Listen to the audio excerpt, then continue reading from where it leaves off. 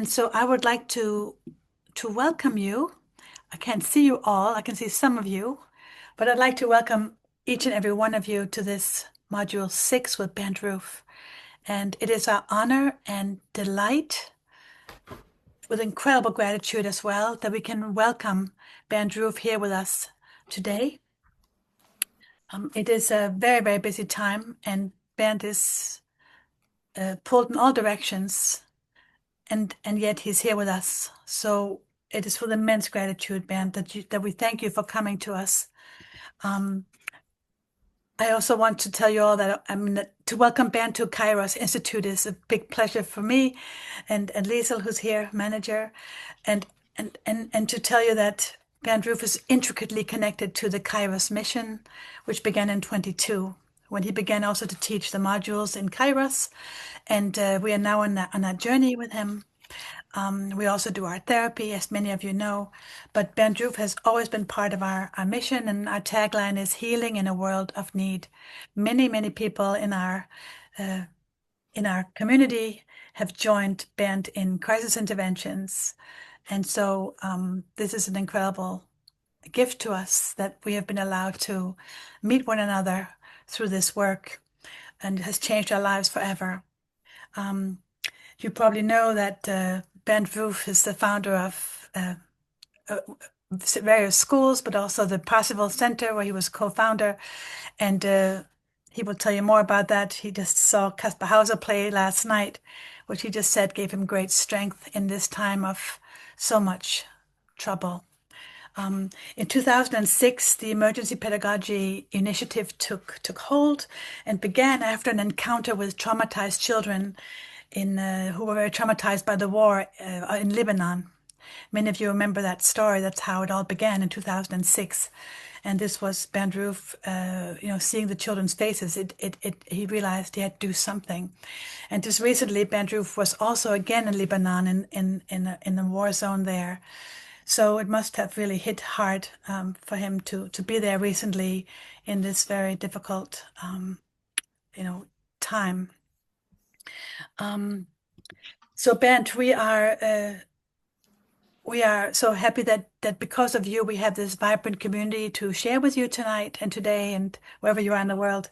We're happy that you can be with us and to teach now the Module 6, and it's a schedule you will all find in your chat. And I think without further ado, I would like to welcome you, Bent, and give you the word. Thank you, Bent. Dear Corinne, dear friends, for me too, it is a great joy to be here tonight and to speak to you.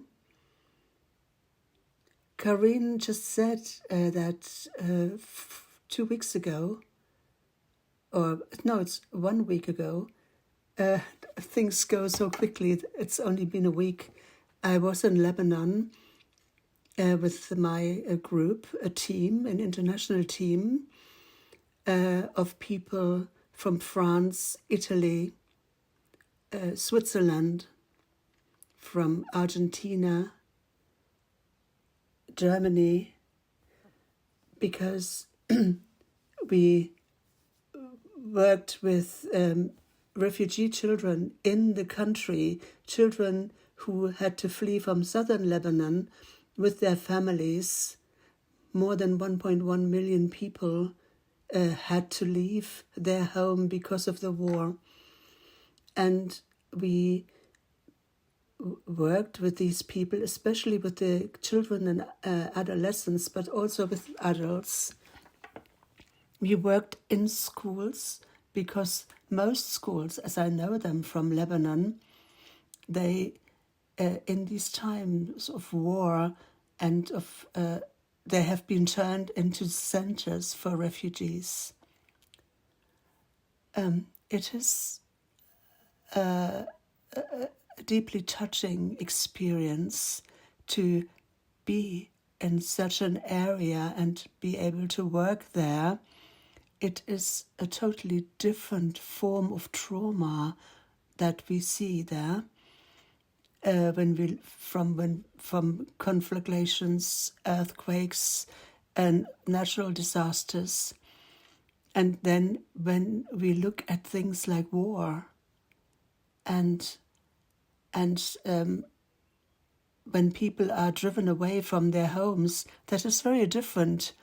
And you feel that in your work, but especially also when you look at the consequences this has on the children.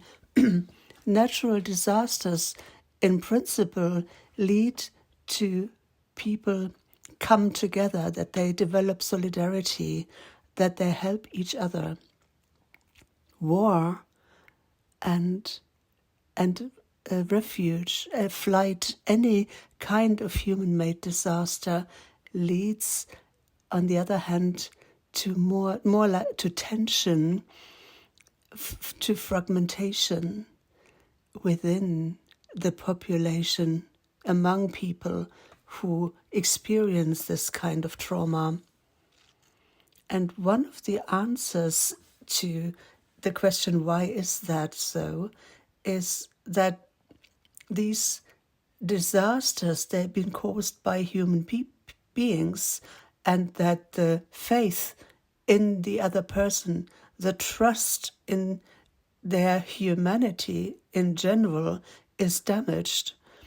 And that leads to different behaviors. The module that is my module number 6, it is being built up altogether as part of our training. We have 3 basic modules. The first was the basic one, where we said for the first time we heard about what is trauma, what does it do to people, what possibilities I have in the different phases of trauma development. What can I do? Work with education, trauma education. And the other modules, such as module 4, that was one where we tried to use what we call emergency pedagogy. This is something that didn't exist 20 years ago, so that we try to categorize this emergency pedagogy into ordinary education science. We spent a whole weekend on that, on the time that is necessary and the role of emergency education within the science of education as a whole. That was our big topic in module 4. And of course the question, how societies can become more resilient, how they can deal with crises. I could also say how one can process crises. And I want to say quite clearly, this striving, which is the basic one, that we help children to deal with this, that we maybe even want to prepare them in such a way that they don't develop wounds because they are able to deal with their experiences. I don't want you to understand this as meaning that these efforts about what we call in Europe becoming able for war, capable of war, that's not what I'm seeing as my task, to make people competent for war. My task is to save them from damage, from hurt, from injury, so that people who have been injured, I will try to make them healthy again, not to make them competent for war. So that was the next big step. And now module 5 is one we will only have in the summer, because I don't want to present it in Zoom, but in presence. Module 5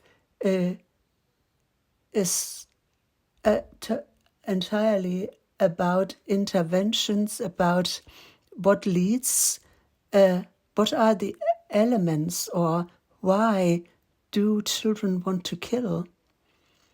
That is one question. And the other question is, of course, how do you deal with the victims who are witnesses, who have become victims of such a perpetration. So that will be the next question, and that will be addressed in Module 5. And in the summer, we then will do Module 11, which will also be about mental hygiene, with regard to the stress that people experience. You know, trauma can be contagious. There are mental illnesses. And an American psychotherapist and psychiatrist who studied secondary trauma mostly, he said the danger to get trauma through secondary traumatization, through working with victims of trauma, that is the price that the helper has to pay. But because this is predictable or foreseeable, if you expose yourself to such risks, because of that, there are also ways of helping, of preventing. And through these questions, how do I protect myself? How do I grow stronger so that I can help, so that I develop agency in the face of very horrible experiences in life? That will be the question we look at in summer as well. And now, with the next two modules, 6 and 7, we enter an area that is very strongly related to trauma and emergency education. We will look at refugee trauma, we will look at ritual trauma or transgenerational trauma. This is what we will look at this time. These are topics that develop over longer periods of time, not only in 6 months after the trauma happened. And you know, the boundary between emergency education that wants to prevent illness and trauma education, which seeks to address post-traumatic disorders and heal them. And the topics that we now have, starting tonight, we talk about refugee trauma. That is a topic that has aspects of acute trauma on the one hand, but in the background of refugee trauma, we have long-term trauma, or we can expect long-term trauma that have arisen longer ago than 6 months, and they need different approaches. You will understand this duality, and I can tell you that this acute trauma in a refugee situation, where there are constantly newly arising wounds, and we try to heal them during the acute phase, and they need to be treated in such a way that no further illnesses will develop. But because such a flight might take several years before one arrives at a place where one can stay, it often happens with refugees that there are not only acute new traumas, but in the background there are traumas that have developed and become chronic in those years of fleeing, and they need obviously other measures that we call trauma education. The phenomenon of being homeless, of fleeing, is very prominent in our time. You know, today, according to the UN, we have around 130 million people who are fleeing. There are as many as never before. There are more than in the history when whole peoples migrated. And more than 50% of these refugees are children and youngsters under the age of 18. As I said before, you see, and you need to distinguish. There are people who flee transnationally. They leave the boundaries of their homeland and go into other countries. And then there are refugees who stay within their own countries. They are domestic refugees, as it were. And I would like to mention here now that there's a difference, because transnational refugees, they are in a better situations than the domestic ones. Why is that? Because transnational refugees, at least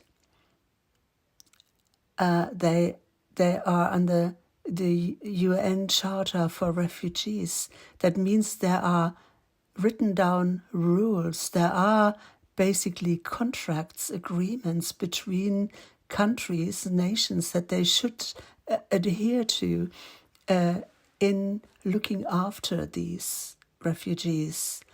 I would like to describe this to you. With the domestic refugees, a domestic refugee has no legal basis. They just travel around in their country. They may get support or not, but they don't have UN support. If you go to Kakuma, it's one of the biggest camps in Kenya, in the north of Kenya, at the border to the southern Sudan, Ethiopia, Kenya, and Uganda. If you go to that region, you have giant refugee camps with hundreds of thousands of refugees who every day get cared for by the UN. There are hospitals within those centers. There is social provision, even if it's miserable, if it's minimal, but at least it is there. There are toilets, there are schools, there are kindergartens, nurseries. And if you are outside the boundaries of those camps, there will be tribes who are in a very poor situation. People starve on the road. They don't have hospitals. They don't have medical provision. The schools are broken down. Nothing happens. And these people watch how the UN cares for the refugees on the other side of the fence. Of course, that leads to incredible tension. It makes people kill each other. But the UN cannot interfere with internal situation in Kenya. It can't do anything outside these fenced-in boundaries of the refugee camps. And we see similar things in many other regions. I experienced it in Gaza. There is the population of Gaza who suffered a lot in the past, and within that area there is a refugee camp from 1948, administrated by the UN, where similar conditions prevail as in all UN camps in the world.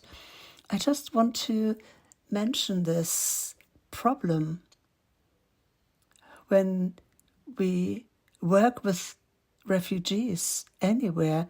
We must not overlook the fact that in most countries the population outside the refugee camps are in a poorer state than the people within the camp.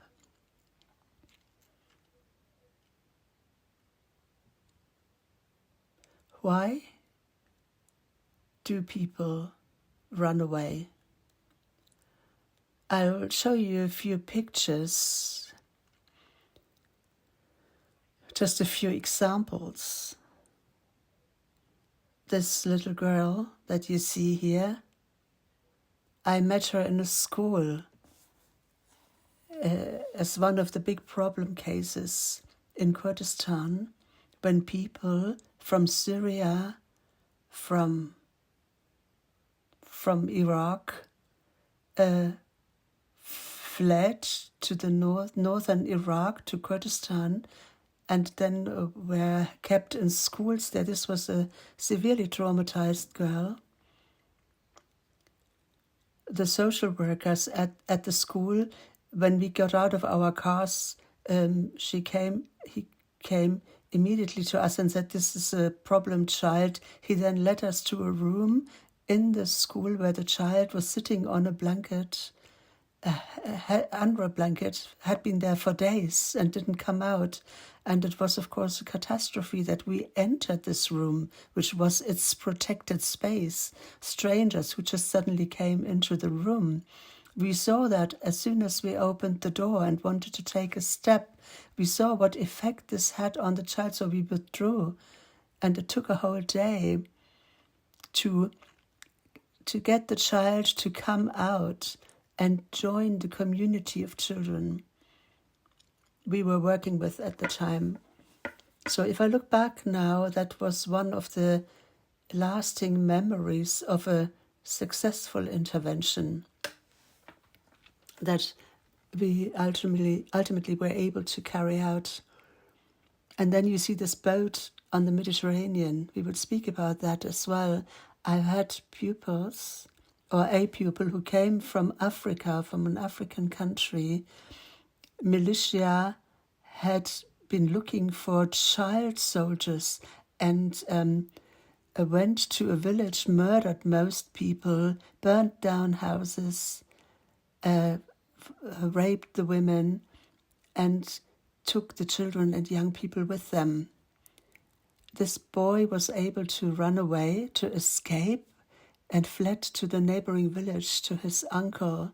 And this uncle then started on a journey through Africa with him up to the Mediterranean, to, I think, Libya it was where they went.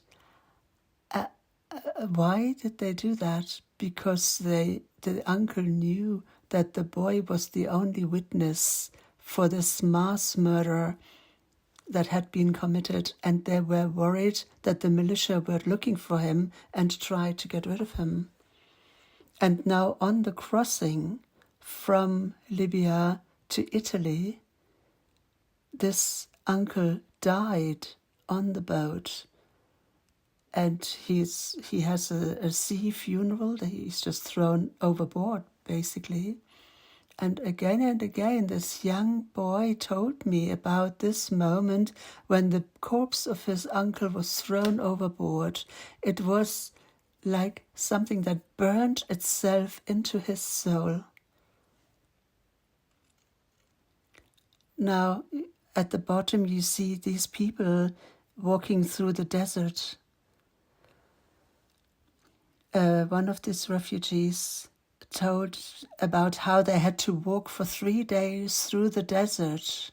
It was a longer refuge, but they had to walk through the desert. They could carry as much food as they could carry, and water, of course, above all. But it was clear that the water they had would only last 2 days, so they had to spend 1 day in the end without water, walking through the desert.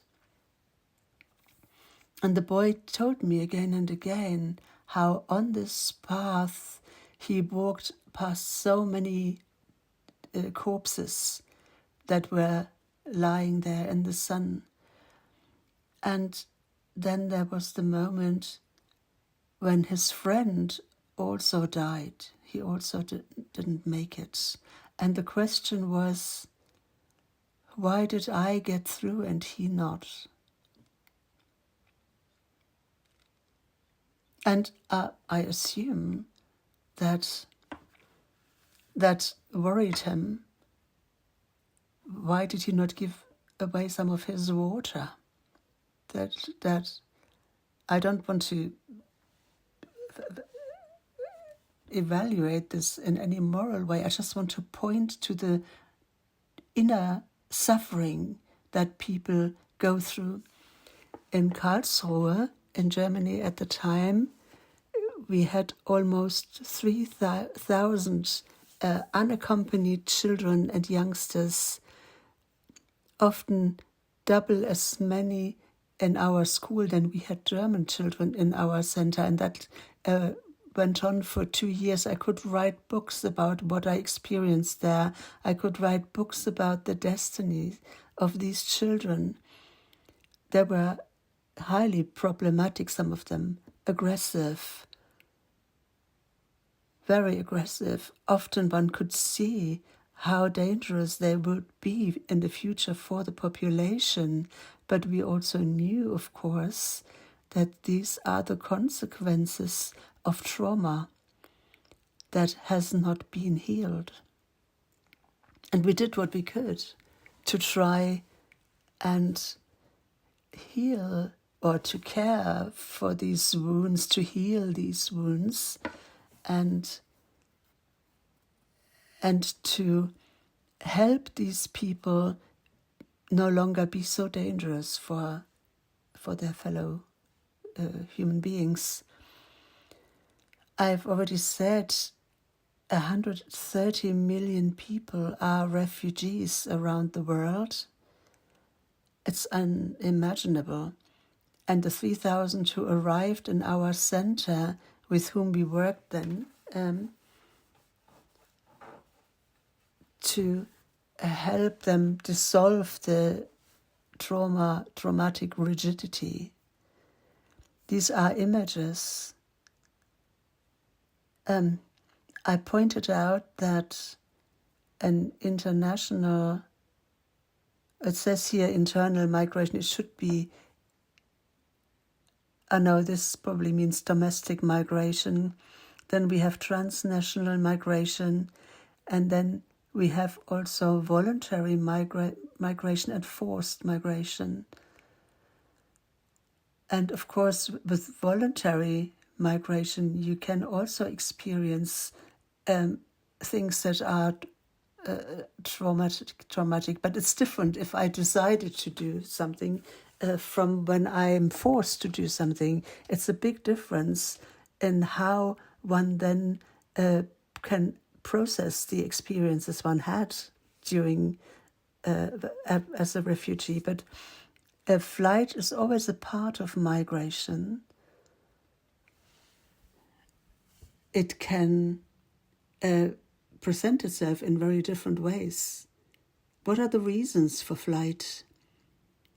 They can be natural disasters. So if there's an earthquake, for instance, and the cities have collapsed, people have to run away, and so these are classic domestic migrations. Or when there's war, like in Lebanon now. In the border areas between Russia and Ukraine, people can't live. In these areas where there's fighting, that we know from Gaza, if you look at it, there's no stone left standing where it used to be. People try, most of them, not all, they try to leave those areas of fighting, and aside from natural disasters, we also have civil war or civil disasters. Think about Chernobyl and this nuclear disaster. The whole area can't be lived in. And if you go where we went with an intervention, that was also in an area where people didn't live anymore. And you have poverty as a reason for flight. You can imagine if through climate change, suddenly there's no rain anymore in a region and nothing grows, and the animals die that you used to live from, there's no choice but to leave and to go to areas where some kind of cultivation and chance of survival is given. So these are classic reasons, but there are other ones like economic flight, which means, and I don't want to judge this in any way morally, but that people, and I have many youngsters in my school who came because they saw chances in life. They might not have been threatened, their life might not have been in danger, they just saw better chances for their life in the future in a Western country. Something that in their original home they heard this propaganda that in those countries everything is like paradise, and of course they found out that that isn't true ultimately. So economic refugees. I had youngsters who were selected by their families to flee. They were sent away. One of the children that one trusted most to be able to do that, they were sent away. Everyone put their money together and paid for the flight. And the idea was that that person would arrive in a country and work there and then send money to them so that they could pay their debts and the family could survive. That was the idea. I've had children and youngsters who didn't want to go to school. They wanted to go to McDonald's and work there, even if they only earned 400 euros a month, because that would give them enough to help their family survive. They had no interest in going to a school. They just were thinking about paying the debt of their children. They never thought of learning or doing an apprenticeship or anything, simply just get money quickly to help the family. If you look at the children, you can see beyond what I just said. You can experience child soldiers. Many children are sent away and to save them from the militia who try to recruit them. Many children and young people that we received here in Germany were child soldiers. Of course, they didn't say that at first, but after a while you find out. You can see it. A small example. A young person, 16 years old, arrived, who on his flight from Syria met another person from Afghanistan, and they then fled together to Germany, and they arrived in our center. We put them into one room together. They shared a room. They were supported. They sat in the classroom next to each other. And one day there was a little conflict, like sort of quite childlike, with those 16-year-olds. It was that the one of them had their eraser on the table, and the other said, well, that was his side and it should be on the other side on the table. It was really quite this kind of thing happens in class too, but not with 16-year-olds. That's difficult. So the teacher tried to stop this, and it was quiet to start with. In the break, I came in the classroom to speak with the teacher, and I saw how the young man from Syria, or the other way around, the boy from Afghanistan, pushed the other one in the corner with his flat hand, pushed him away. And the boy from Syria suddenly put his hand in his pocket and pulled out a pair of scissors, very small, pair of nail scissors. And the movement he did, like this, and he pushed the scissors into the throat of the other boy. The way he did that, it showed very clearly that was a military gesture, was something he learned. It's something you can't just do as a normal person. You don't do that. And I always say, in this moment, all available angels in the area where I lived were in that classroom. Because what happened, the scissors went in 1 centimeter area between and only caused a superficial wound, not a life-threatening wound, in the neck of this.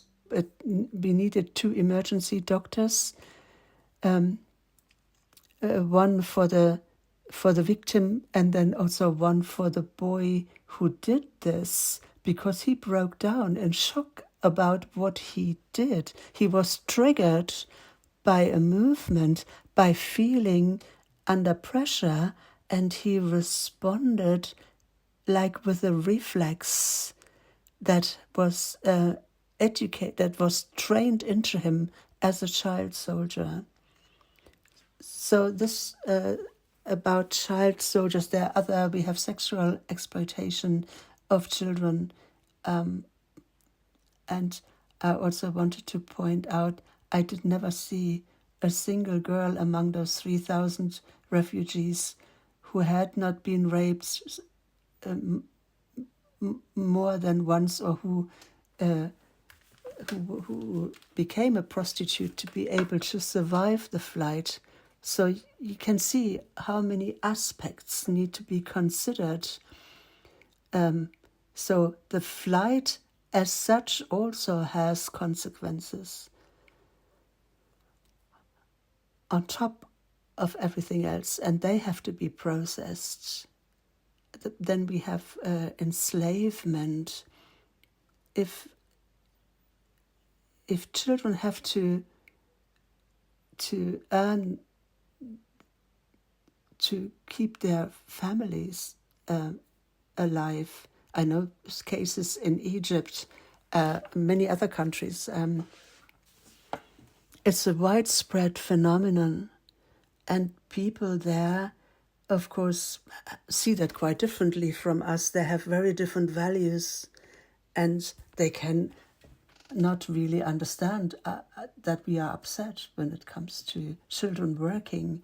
And then there are also children who are sold into quarries, maybe also into sexual exploitation, all due to flight. So these are child-specific problems that you have to expect. There are, of course, I'm looking from the European perspective now. If you look at Europe, how the roots are of the refugees, there are several from Asia, through Turkey. There's a second one, so 2 routes go through Africa, and then on the one hand go to Italy, the others go to Spain, and there's a third route that goes through the Atlantic to Spain and France. So these are the major routes that we know, and depending, and that always changes. Sometimes it's the one route that is more used, and then it's another one again. And everywhere where these people come together, maybe on an island in Greece or on the Balkans, whether it's in Switzerland, wherever they come together, there are focal points of these refugees that in 2015 and 16 we served in our intervention. Think about Calais, the refugees who wanted to get to Britain. There are still some of them there now, even though the bigger movement has been reduced now. But I think I don't have to be clairvoyant to say that there is still a lot of pressure in Africa and Asia, and we can't lean back yet and say this is finished, particularly with a view to the situation in the world today, in a very uncertain time. But just think about the refugees from Gaza. As long as that was tolerated, you know the boundaries were closed, the borders were closed, you couldn't get out. How do you get on the list of the UN? Not as a normal, ordinary mortal. You pay $5,000-10,000 and then you have a chance to get out, otherwise you don't. And those who had that money, they gather in Egypt and live there like dogs in the streets, because they are tolerated but not accepted.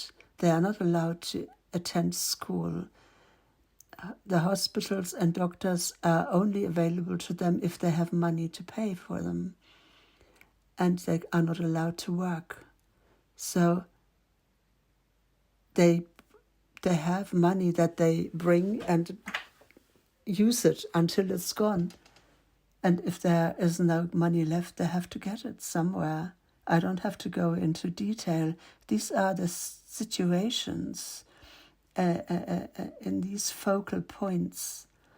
And now if you look at the flight as such, you need to know that every flight unfolds in phases. That's an important point. It will be important for trauma. So that is this part of the foundation I would like to give you. That is the core of what afterwards we see as the specific aspects of flight trauma, of refugee trauma. And that is the insight that there are 3 phases at least of flight: the pre-flight, the flight or escape, and post-flight. So if you look at those 3 phases now, pre-flight, that is the state where people live in the country that they want to run away from. There are reasons, as we just heard, for this, and all these reasons are trauma-inducing. The conflicts they experience, the violence they experience through war, civil war, criminal acts, a permanent existential threat, as I just experienced again in Lebanon. We worked in a school, always surrounded by drones that were humming around us like mosquitoes, bigger, smaller ones, really big ones. Suddenly there is a crash and a building collapses 300 meters from where you have been working because there was someone in there a person who needed to be eliminated, it doesn't matter to them who else is in that building or who's walking outside it.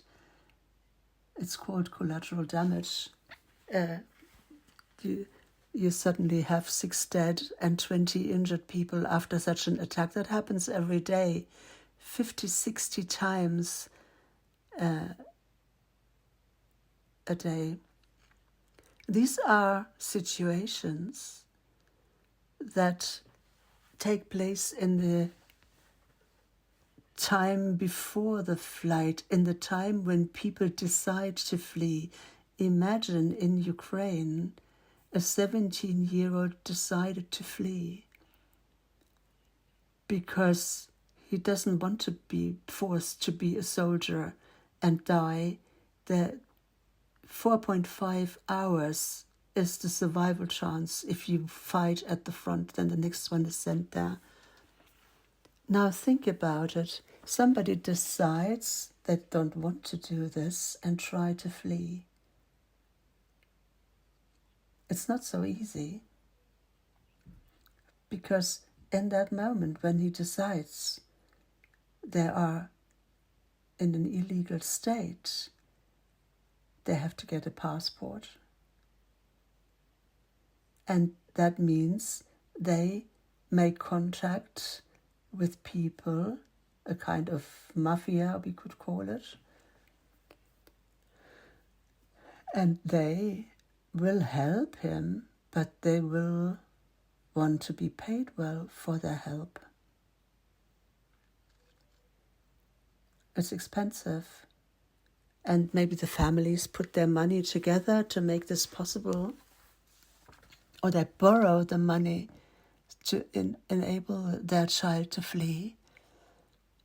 Or the person takes them along without money, not out of Christian charity, but because he wants to have his debt paid later. When the young person has arrived in Europe, he will then be put under pressure by those so-called helpers, and he will work for them, or he will be exposed to the authorities and the money is all gone.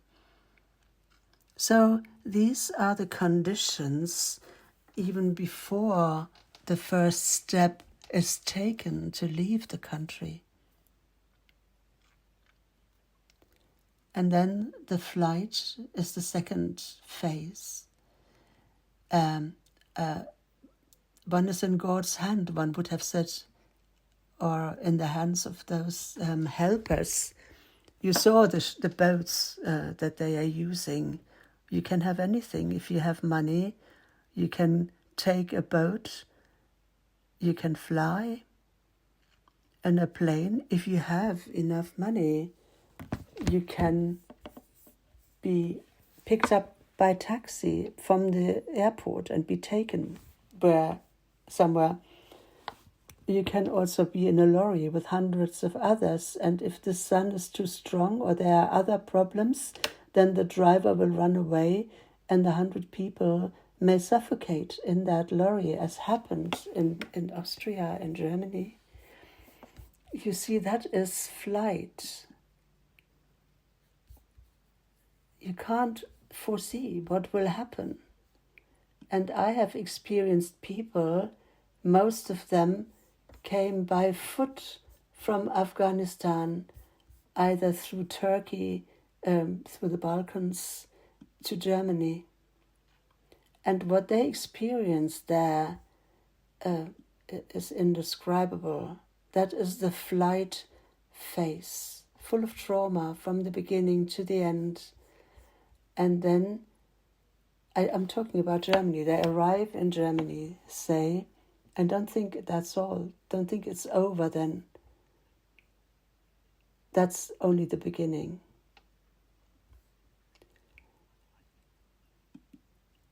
In the refugee camps in my own hometown, I experienced, for instance, that refugees wanted to go to the toilet in the morning, but there were other refugees standing there and said, "You can go there, but it costs €1."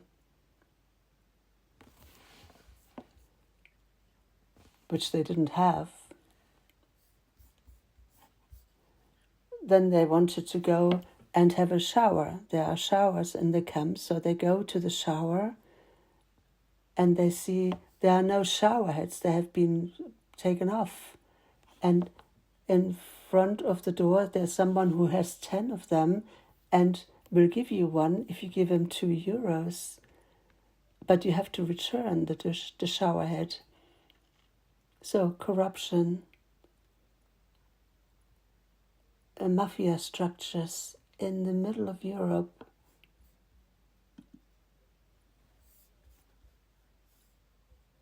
I might be able to show you a video later, if we have the time, if we have at least some extracts in Slovenia. For instance, refugees arrived there, one had no legs, the others carried him. And we were full of sympathy, made sure that we found a camp and that we found a wheelchair with the Red Cross camp. And then we took this person from the station in the wheelchair to his tent. In this whole camp, there were 2 wheelchairs, and this is why the Red Cross said to us, "Bring this wheelchair back to us, please." When we got to the tent, the friends of this young man refused to give the wheelchair back. And of course, I can say that's understandable. Of course, they wanted to have something so they could move on with the wheelchair. And they defended that. We went back to the Red Cross and we said, the wheelchair is in there, we can't get it back. That was this person then called the police, and then 10 policemen came in their combat outfit and they went to the tent with us, and they said, "You have to give us the wheelchair." And of course those young people wouldn't have stood up to the police. They gave it back. Oh, they didn't give it back. They stood up, looked around, and saw at the end of the tent, which had thousands of people, and they saw a very old woman in a wheelchair. They ran there, threw the woman out of the wheelchair, brought the wheelchair back. The police was there and saw this, and I said to the person in charge, "Did you see that?" And he said, "Yeah, I saw it. This is it's their business now, not mine." And the police left with the wheelchair from the Slovenian Red Cross. I described these events only to show you what's going on in those countries where people arrive. Of course, trauma, that's not the end of the trauma-inducing experiences. I don't want to go into this, the difference between accompanied refugees and not accompanied children. Those who come with parents have it more difficult, because those who come by themselves are immediately taken in by the state according to UN regulations. They are treated like German children. They get money, they pocket money, they get clothes, they get a home found, a bed. They have medical provision from the beginning. They can go to school, to kindergarten, and so on.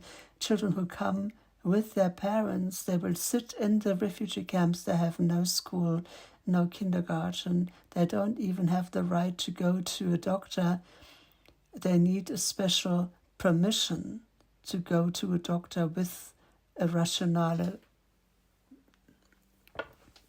So you see, there are enormous differences when we talk of flight. I don't want to talk of what is trauma. that's something we already dealt with. And I don't want to go through it again. Maybe you remember those files, those slides. This is the different phases of trauma. What I want to look at is this, in relation to trauma, I want to look at this. You see, there's a law, and two researchers discovered this. One is called Kairos. He looked at the flight of people in the Netherlands in the Second World War and studied that, and he found there are phases. I just showed them to you before, and in these phases trauma happens, and these traumas, they accumulate, they add up. You call it cumulative trauma. This is a term, a concept that was coined by another psychiatrist or developed. And now Carlson says these traumas you won't notice. You only notice them when people come to rest, when they have come to a safe place, when they have arrived, when they begin to find a new home. Then this trauma will break out and everything will come out. What had before been kept back in a state of freezing, of rigidity. And that is what we have experienced in schools. These young people came, I told you thousands of them, 3,000 we had, and they were hardly there. The problem started. Anything you can imagine. There was everything. And all that was, for many who don't know about trauma, that was highly surprising. Why are they doing that? Why do they fight each other? Why do they attack teachers? Why haven't they got any respect? Why do they steal everything? Why do they trash everything? Why do we have to be afraid of them? Because their traumas are now coming out, and they only come out when they feel safe, when they feel they have a new home. That is the situation that this is about. The trauma will only appear in the phase after the flight at the safe place, and then they unfold their full dynamics. I've already said we have Kahn, who spoke about cumulative trauma, then we have sequential trauma, and of course, as described by Kairos, these flight traumas. And against this background, any flight is traumatic. Now, if you look at the traumatic, the factors responsible for trauma, if you see flight and the trauma that involves ultimately lead to a diffusion of identity. We notice that very strongly in the young people. They left their home, they left their friends, they left their families.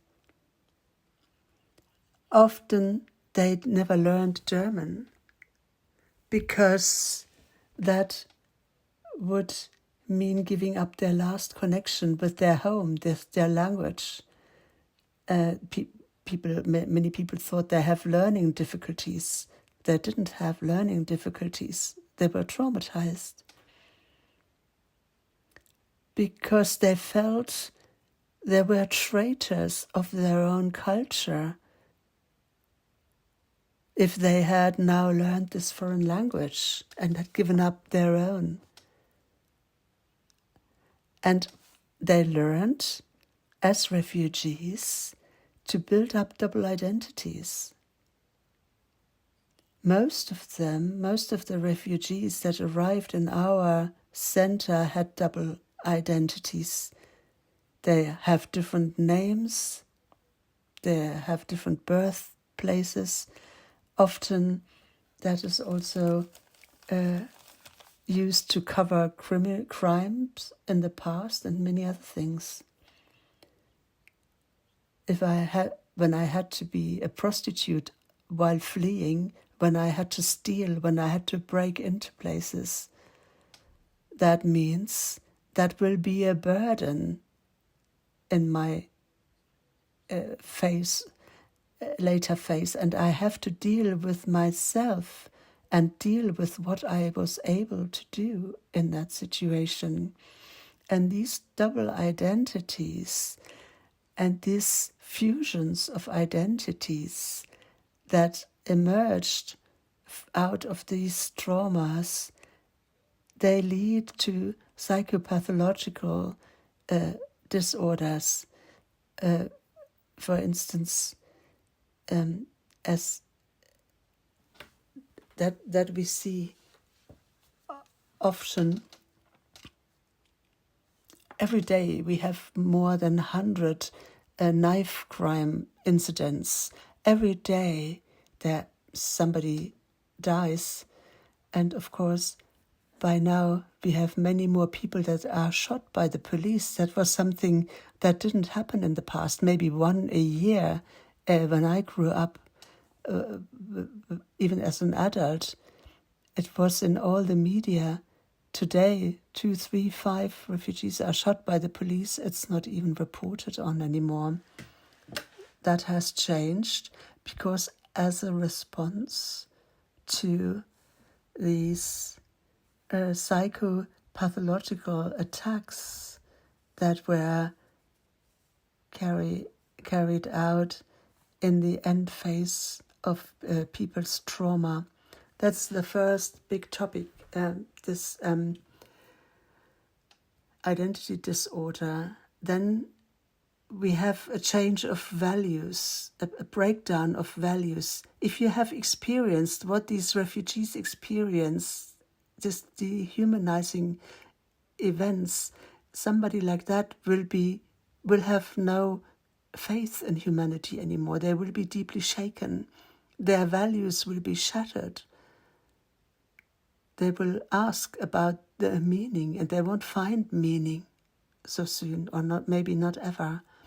So the whole structure of values, what is right, what is wrong, what is respect, what is religion, everything is shattered, everything is like broken, collapsed, like in an earthquake. That's the second big problems that we see. The third results from a role diffusion. For instance, think about the problem of parentification. That means that children have to take on the role of adults, where the roles suddenly swap, where the children are so traumatized, they are speechless, they are in a foreign country. I see it every day in the school. Then the parents come, they don't speak German.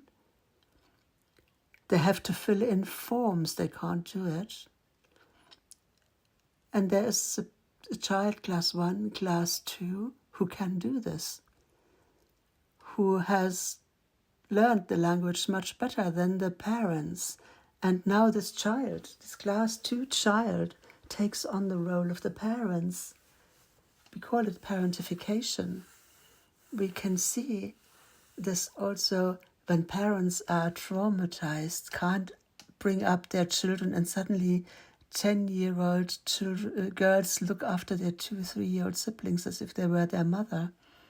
I can guarantee that will lead to a severe personality disorder that they had to take this role on so early, which is asking too much, even if they look as if it was working from the outside, as if they were able to do this. Then another problem is that most children try to process the trauma of their parents. This is a topic that we will deal with later as well. This is a topic that also leads to pathological processing processes and is not helpful. Psychology speaks of an emergency individuation, not a normal individuation as part of development, but where out of emergency situation, children are taken their childhood and they have to be like adults and take responsibility for things that they can't really cope with. That's pathological premature maturity. And what you also have is everything to do with relationships, loss of the homeland, fragmentation of families, loss, experience of loss. All that makes people aggressive. People become aggressive to act this out. And what is even worse is that if they can't process this, they will be unable to have relationships. Any attachment will be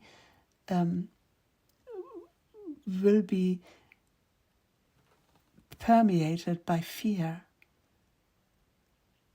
Some don't refuse to attach, to have any relationships, whereas others keep changing their relationships.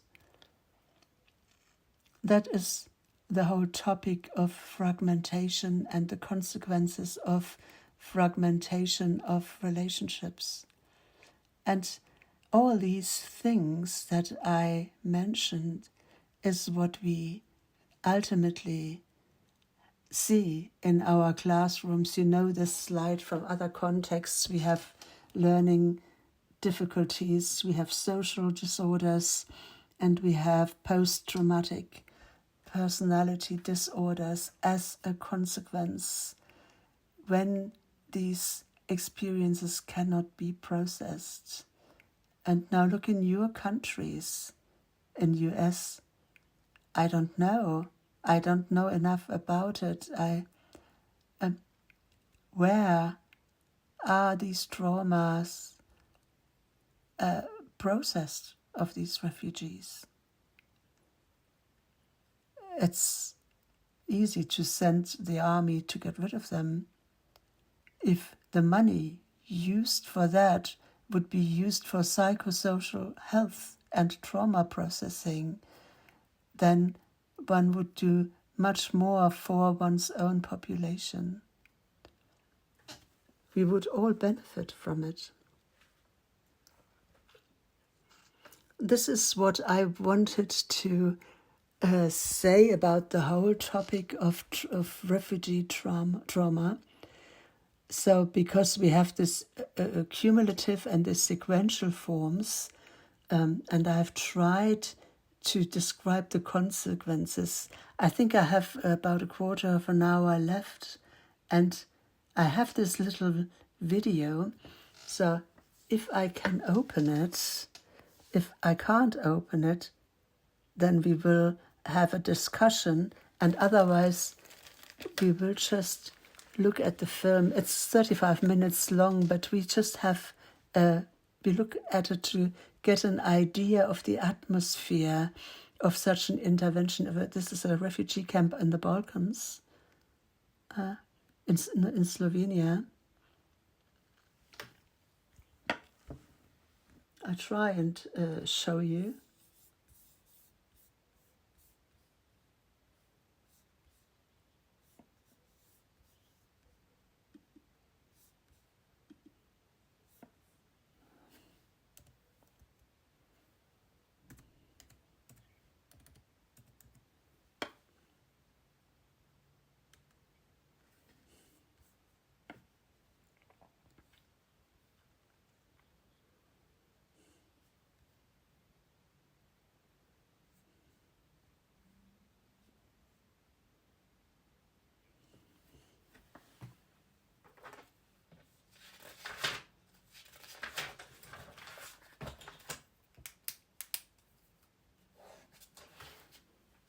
They are just discussing how to show the film.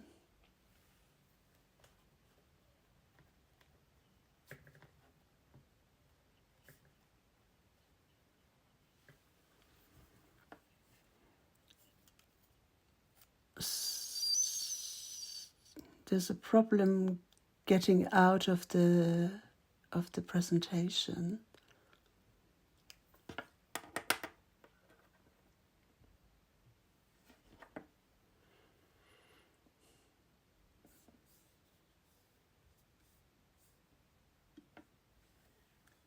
Doesn't work. Doesn't seem to work.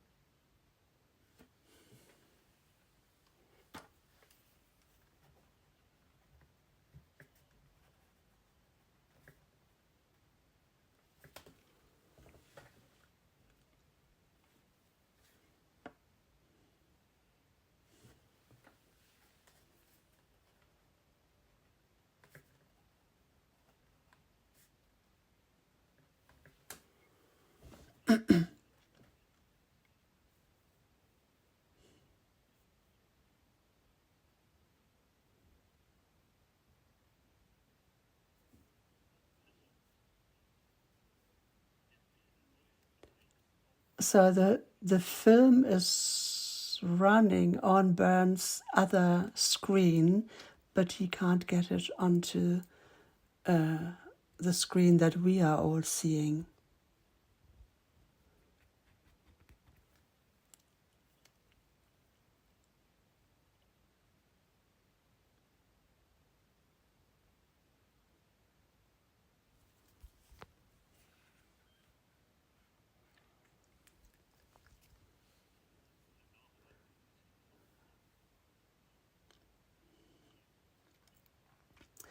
Okay, can't be helped.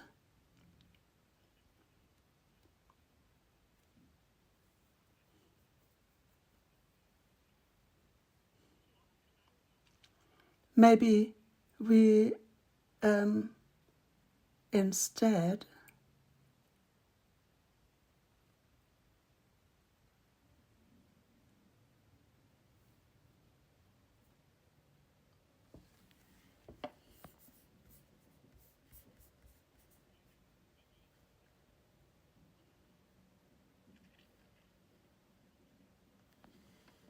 okay, I'll stop the film and we'll try something else. Maybe we use the last 10 minutes now to have a conversation, and I try to get the film for tomorrow. What questions do you have?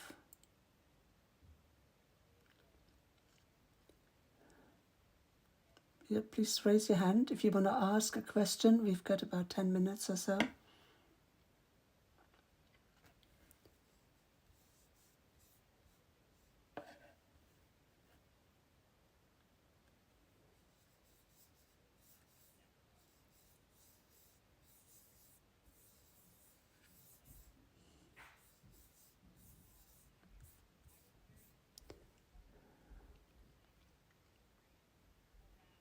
You can now listen to the original speaker, I think.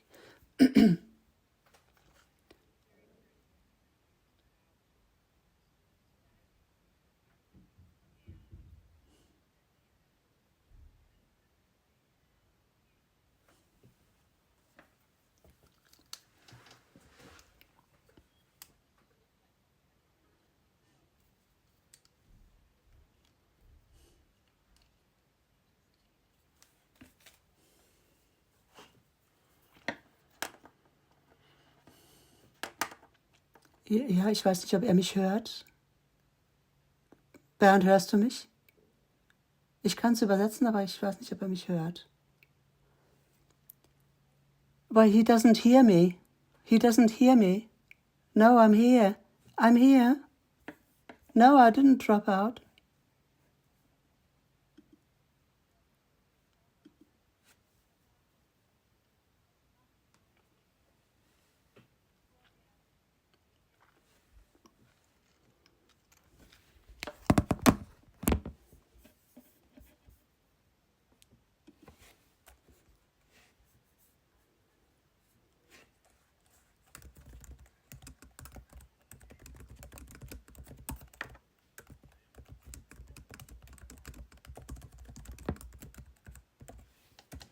Yeah, I'm here. Yeah, I'm here. It's just Bernd can't hear me.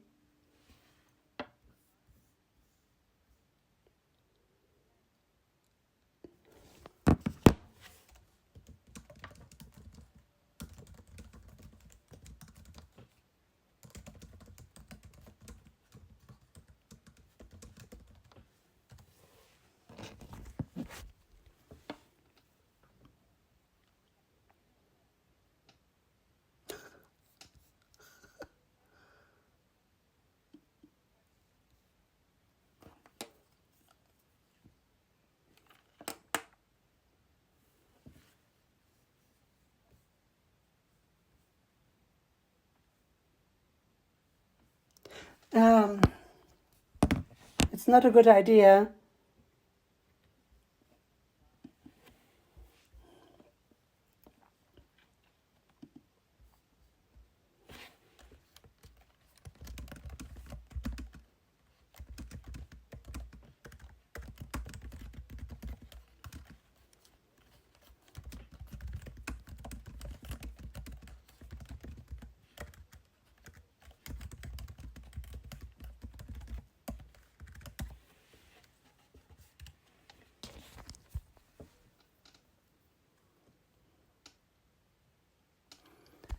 We are.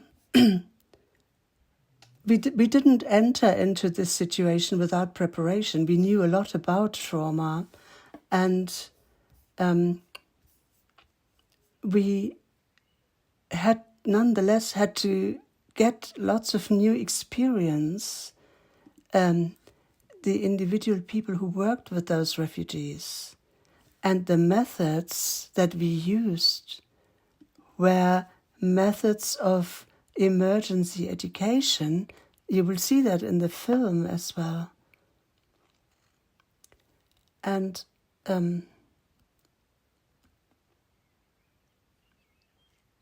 everything's working now. So these are the methods of emergency education and the concepts that we have in our center with regard to trauma education and the safe place. These are the two elements that we worked with. I assume you can see the film now. It's running in the background. It doesn't run the way I wanted it to do, but at least there it is. And you can see this transition camp at the border between Slovenia and Austria. And now you have to imagine there are every day around 20,000 people who come through there. They arrived in trains from the border to Serbia and were taken by trains to the Austrian border. Why? Because one didn't wanted to leave even a single one in Slovenia. That's where they were put on trains, transported to camps, gave them 4 hours to rest. Then they were taken across the border to Austria because the next train was already arriving with the next 4,000 or 5,000 people.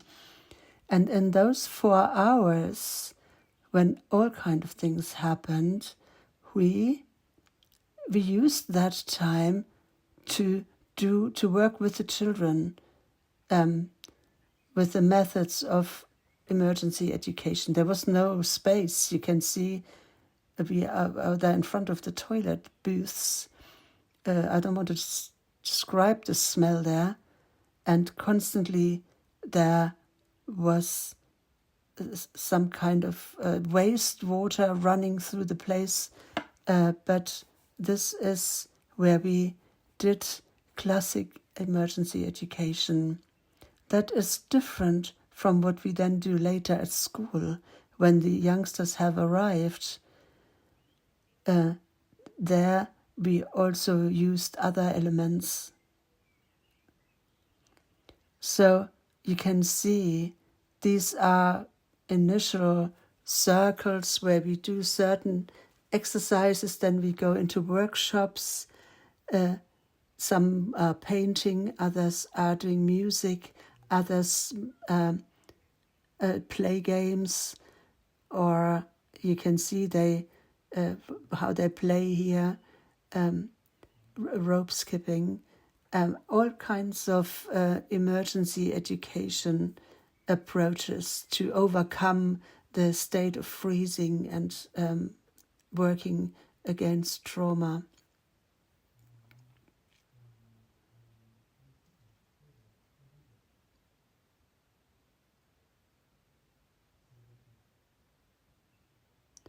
So we could spend an hour speaking about this skipping with regard to resolving trauma.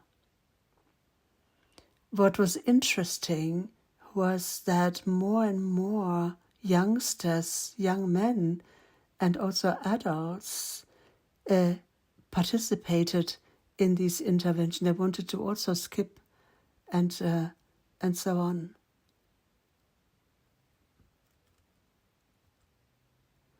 I have to see if I can move forward a bit. Just you can see the interventions that have to do with drawing, painting.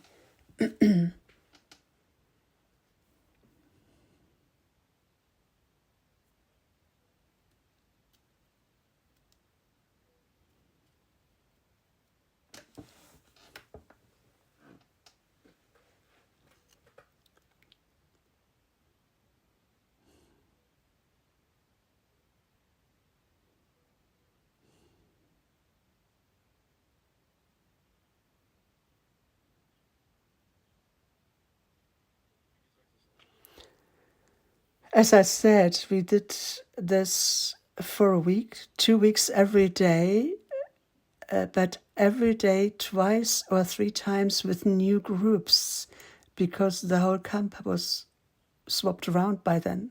There were different people there. You can see the adults are joining in now.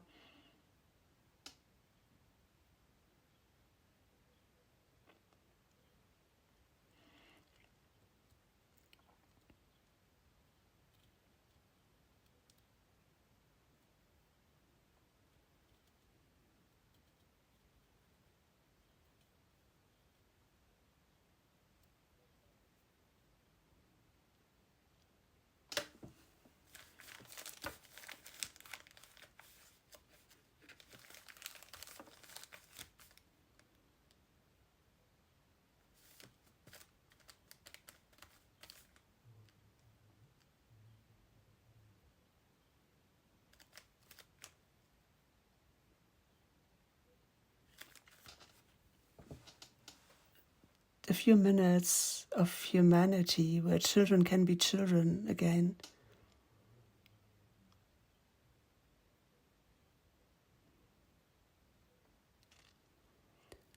I move forward. These are movement games now.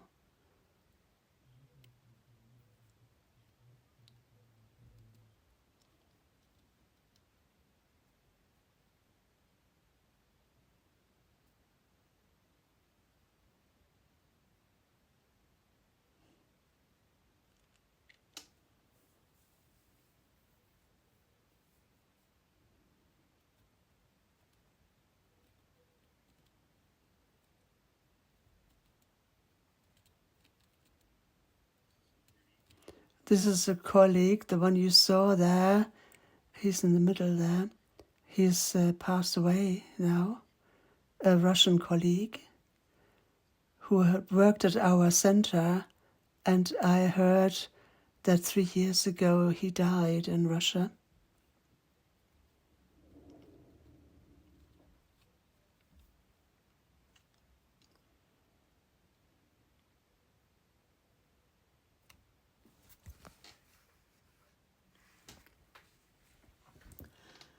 Now you can see, apart from the pedagogical work, this is reality. People beating each other up, conflicts, knife use.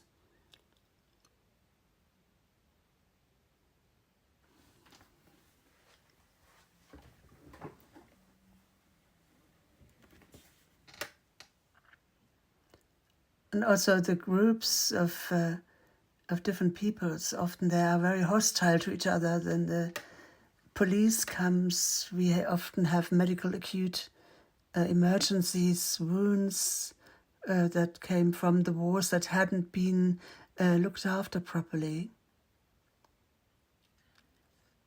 that had become infected.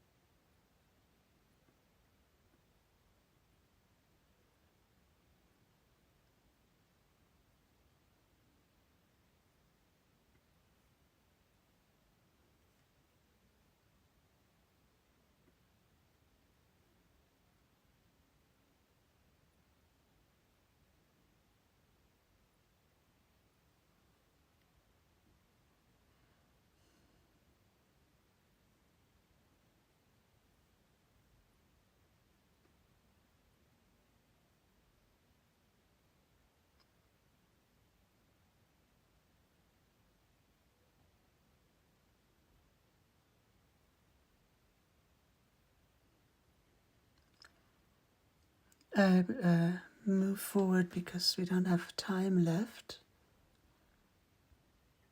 Now you can see the moment when the camp is being emptied. From 1 minute to the next, chaos reigns. Everyone is on their way. Nobody wants to lose their family members. They are being pushed out with dogs, chased away, and they make sure that nobody's left behind. Then the camps are treated with gas to avoid any epidemics, and all the people are pushed across the border to Austria.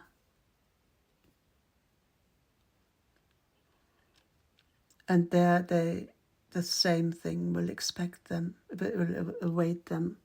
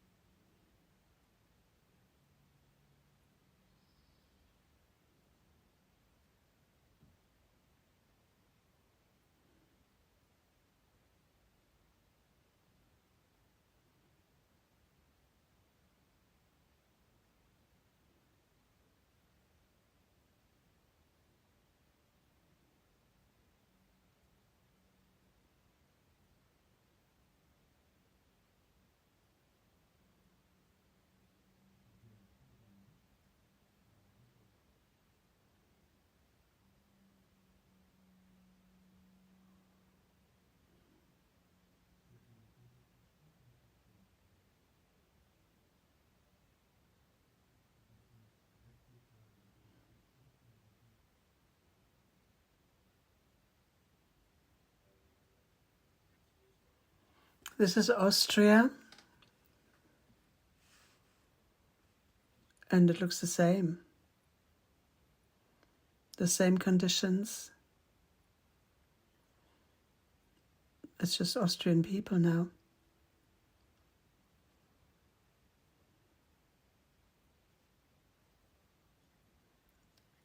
There is, of course, medical provision. Of course, media work is also part of these interventions. You have interviews to talk about emergency education. You tell them what we do with mental hygiene, psychohygiene is part of it, so that we don't get ill ourselves.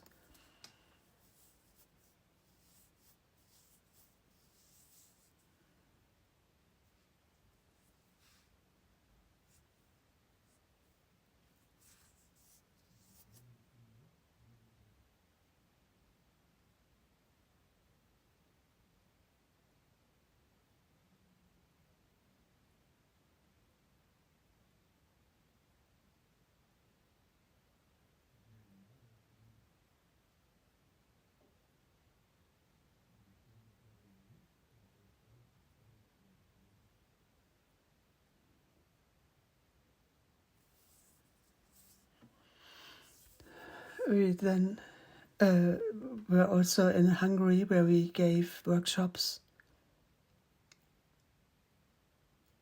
because Hungary was as affected. These were all Waldorf schools from Hungarian Waldorf teachers from Hungarian Waldorf schools.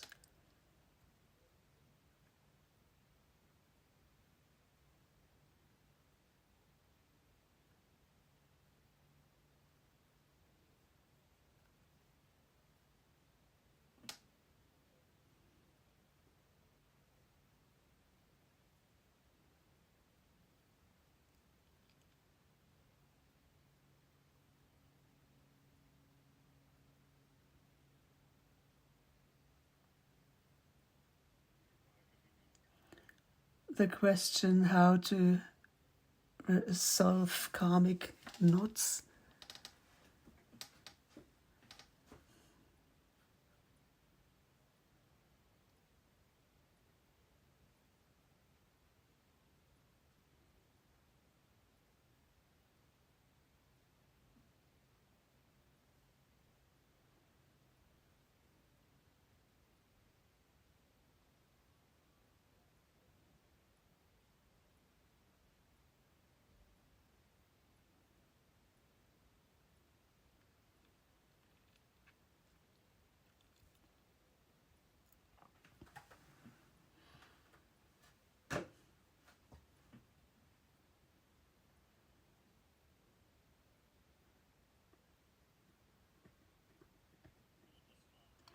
This was just a little glimpse of how we work with refugees, and I look forward to tomorrow when we will when we go on working on this big topic and then focus on ritual traumatization.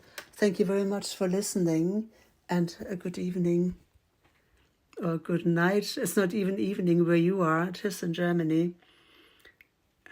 Thank you so much. Thank you so much, Bernd, for this very moving, that you got to show us that very moving clip. Thank you so much. And for this fantastic beginning to this profoundly important session that is so relevant for our times. I also would like to thank Margot Saar for translating, and for all of you to be here at this time together. And we will begin tomorrow at 9 EST, so 9 Eastern Standard Time. Or maybe it's called Eastern Daylight Time right now. And so 9 for Eastern Daylight Time. And for Bernd, it will be 3, I believe. 3 p.m., 3 afternoon, 15 o'clock for Bernd. So all good wishes, and may you all have a good evening, a good day. And again, thank you so much, Bernd. We are truly grateful. Thank you so much. Thanks a lot. Bye-bye. Have Bis a nice morgen. day. Thank you. Genau. Bye. Thank you, Vielen Ben. Dank. Bis morgen. Ja, gerne. Thank you so much. Again. Bye-bye. Vielen Dank. Tschüss.